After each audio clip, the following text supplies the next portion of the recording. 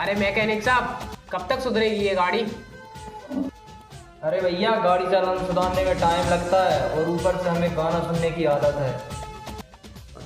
अरे भाई तू गाने सुन ले, मगर तू गाड़ी जल्दी सुधार दे, क्योंकि भाई मुझे टाइम हो रहा है, मेरी सेटिंग से मिलने जाना है।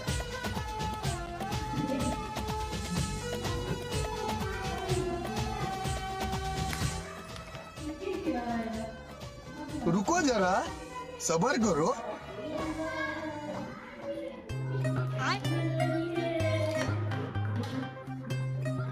लेकिन एक सेकंड।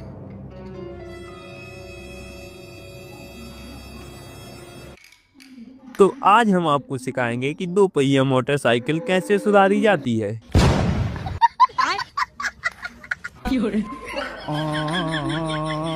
साले को बम से उड़ा दूंगा।